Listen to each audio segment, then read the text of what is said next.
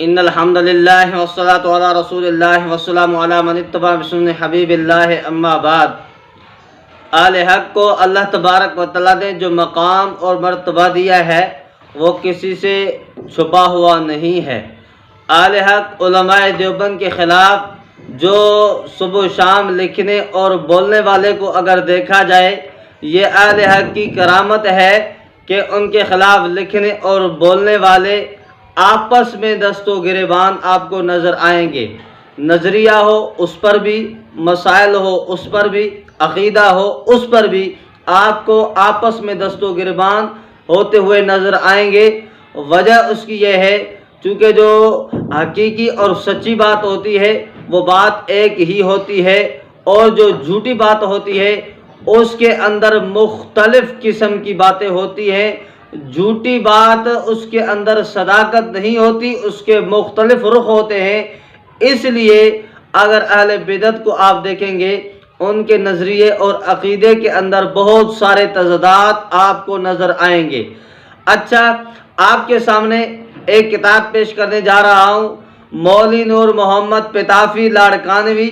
اس نے اپنی کتاب تحقیق الحق بجواب اظہار الحق، جو کہ اہل بدعت کے ایک مشہور پیر دلبر سائیں جسے کہتے ہیں پیر کرم اللہ، اس کے خلاف، اس کے کتاب کے خلاف، اس کے کتاب اظہار الحق کے جواب میں لکھی۔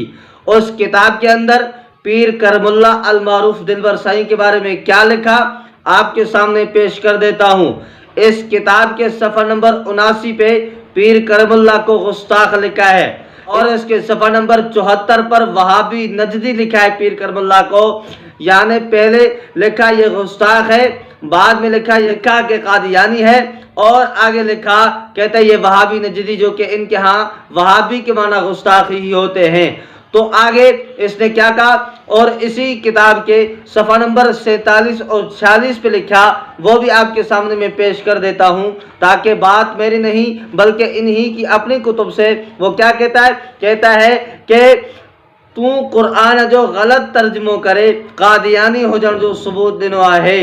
یعنی تو قادیانی ہے، تو کہ قرآن کا ترجمہ قادیانیوں کی طرح کیا ہے، تو نے اپنے آپ کو قادیانی ہونے کا اپنے آپ کے لیے ثبوت دیا ہے کہ میں قادیانی ہوں۔ اور اس کے صفحہ نمبر 47 پہ لکھا کہتا ہے ہینما معلوم تھے تو طبی ملا قادیانی جا ایجنٹ ہیں، یعنی اس کے لیے کہہ رہا ہے یہ قادیانیوں کا ایجنٹ ہے۔ اس کے صفحہ نمبر یہ 47 ہے۔ تو یہاں بھی واضح پتہ چلا کہ اس کو قادیانی کہہ رہا ہے، اس کو گستاخ کہہ رہا ہے، اس کو وہابی نجدی کہہ رہا ہے۔ اب تو اس کی رہی یہ فتویٰ کہ یہ گستاخ ہے، یہ قادیانی ہے، یہ یوں ہے، یہ یوں ہے۔ اچھا، جب معاملہ آتا ہے اسی معروف دلبر سائیں پیر کے، جب اس کا بیٹا حادثہ کے اندر جب ایکسیڈنٹ ہو جاتا ہے، اس کے بعد یہی نور محمد پتافی صاحب جو اس پہ فتوے لگانے والے، جو اس کو کیا کہہ رہا ہے، کبھی گستاخ کبھی قادیانی، اور اس کے استادوں کے بارے میں بھی کہہ رہا ہے کہ ان کے جو استاد ہیں وہ بھی کیا ہے، قادیانی ہے۔ کہتا ہے یہودین جو اشارے سے پنجے روحانی اکابرین قادیانین کے خوش کرنا ہے قرآن حکیم میں جو غلط ترجمہ کیا صفحہ نمبر 47 پہ یہاں لکھا ان کے جو روحانی اکابرین وہ قادیانی ہیں۔ ان کے استادوں کو اس نے قادیانی کہا، اور اس کو اس نے قادیانی کہا، اس کو گستاخ کہا، اس کو وہابی نجدی کہا۔ اور اس کے آپ کے سامنے ایک اسی کتاب کے صفحہ نمبر 8 سے ایک عبارت پیش کر رہا ہوں، وہ بھی آپ کو حیران کرے کیسے اس دلبر سائیں کے بارے میں ان کے عقیدہ کیا ہے، جو کہ ان کا معروف پیر ہے۔ کہتا ہے کہ پیرا تو پنجو گھر صاف کرے ہا جے کو گند سا بھرے پیو آئے، اسا ایڑے غلط کم کرتے جتر افسوس کیوں تھوڑو آئے۔ یعنی ان کے کتب کے اندر گند سے یہ کتابیں ان کی، اور یہ گند سے بھرے ہوئے ہیں، ان کا گھر گند سے بھرا ہوا ہے۔ اب اتنی سارے اس پہ فتوے، قادیانی ہے، گستاخ ہے، وہابی نجدی ہے، گند سے بھرا ہوا۔ ان کے استاد جو ان کے روحانی اکابرین وہ کیا ہے، وہ قادیانی ہے۔ اب اس پہ فتویٰ لگائے اور آگے۔ اچھا، گستاخ کے بارے میں، مرتد کے بارے میں کیا حکم ہے، وہ بھی انہی کی کتاب غلام نبی پیاسی شیخ، اس کی کتاب تحفظ عقائد اہل سنت، اس کے جلد نمبر اول اور اس کے صفحہ نمبر 34 پہ لکھا، شفا شریف کے حوالے سے ترجمہ کرتے ہوئے لکھتا ہے ہن گال تے امت جے عالمن جو اتفاق ہے تو حضرت نبی کریم صلی اللہ علیہ وسلم جن جے شان میں گار گند گستاخی کندڑ یا شان کے گٹائے پیش کندڑ کافر آئے اے انتے اللہ جے عذاب جی وعید جاری آئے اے امت وٹ ان لا قتل جو حکم آئے جے کو ایڑے بدبخت جے کفر عذاب میں شک کرے تا وہ بھی کافر آئے. یہ اچھا یہاں واضح کہا کہ یہ کافر ہے, ان کے عذاب میں اس کے کفر میں جو شک کرے وہ بھی کافر ہے, اور جو غصہ کرتا ہے شان کو گھٹا کر پیش کرتا ہے وہ بھی کافر ہے. اس کو اللہ نے عذاب کی وعید سنائی ہے. امت کے لیے حکم یہ ہے کہ اس غصہ کو قتل کیا جائے.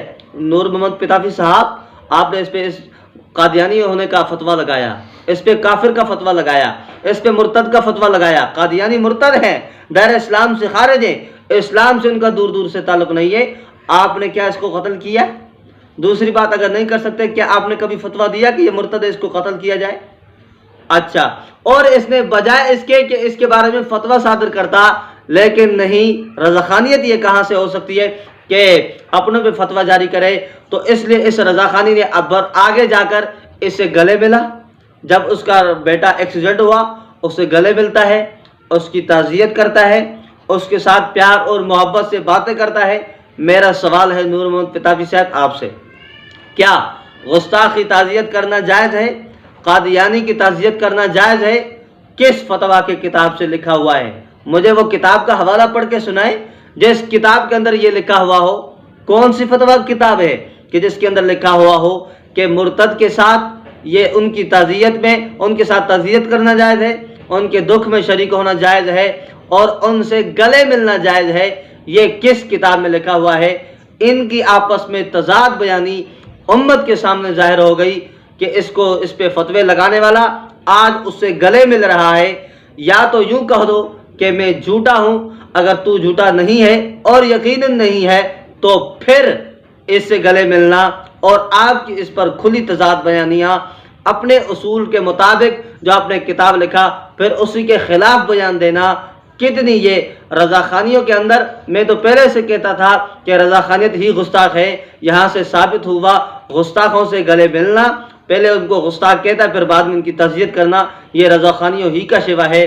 اللہ سے دعا ہے اس فتنے سے امت کو محفوظ فرمائے.